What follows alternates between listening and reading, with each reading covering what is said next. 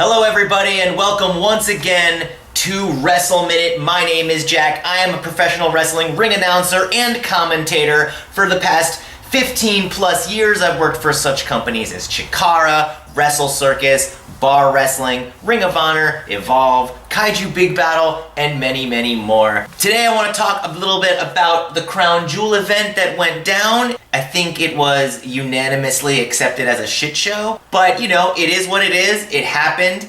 There's some weird things went down, like Brock Lesnar squashing Braun Strowman, Shane McMahon winning the tournament that he wasn't really in, and all the other sort of weird little things that just sort of revolved around this pay-per-view that seemed to be doomed from the start. The belt was vacated by Roman Reigns because he unfortunately has to take a leave of absence for health reasons. There was already a tournament to crown the best in the world. Why didn't the winner of that tournament become the Universal Champion?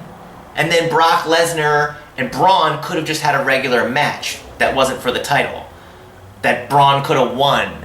I don't know why. I don't know, is that just me? Braun Strowman, isn't he the babyface that they're going to be pushing now that Roman Reigns is taking time off? Isn't he who they're going to build towards WrestleMania? Isn't Braun Strowman the guy? I'm completely baffled by this. And then there was a tournament already in place. They're crowning the best in the world, right? What better prize for the best in the world than the championship? Really that didn't make any sense to me at all. But then above and beyond all of that, Shane McMahon, who wasn't even in the tournament, who wasn't even a wrestler, he's like 50 years old, wins the tournament. I guess he's turning heel, and I mean, I guess it really doesn't matter, you know, it's just a trophy.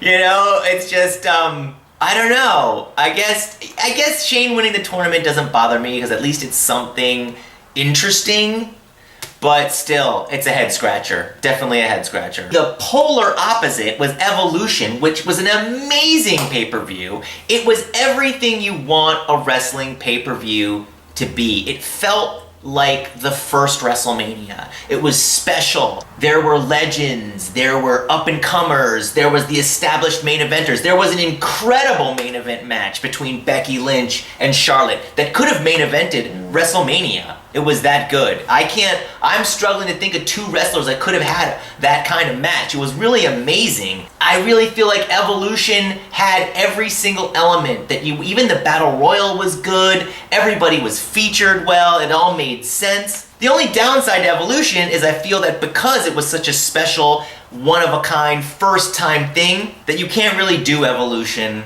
a lot. The female talent can just be featured on weekly television and on pay-per-views, but that being said, this being a special first of its kind event, it felt really, really special. I loved Evolution. Becky Lynch's heel turn was very well done. It was built well, and then when Becky Lynch turned heel on Charlotte, the fans really reacted to it.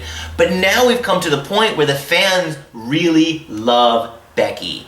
And the WWE is pushing from that. They don't want to go that way. But they need to go back and look at when their product was the most successful. And it was when Stone Cold was becoming the one that the fans got behind. Stone Cold was the heel, and the fans were so behind Stone Cold Steve Austin that they listened to them. And it was the biggest upswing in company history. They need to do more stuff like that and more logical, week-by-week episodic storytelling. When there's consequences to what happens week to week, when they're fighting for something, when you have to tune in, you have to see what happens at the end of the show, you have to see what happens next week, because week to week, things have consequences and they play out over time. Part of that is having a 3-hour show. Part of it is just having so much talent. The main problem here is just coming up with that cohesive story, that week-to-week story that you need to compel fans to tune in every week. That'll give you all the business you need.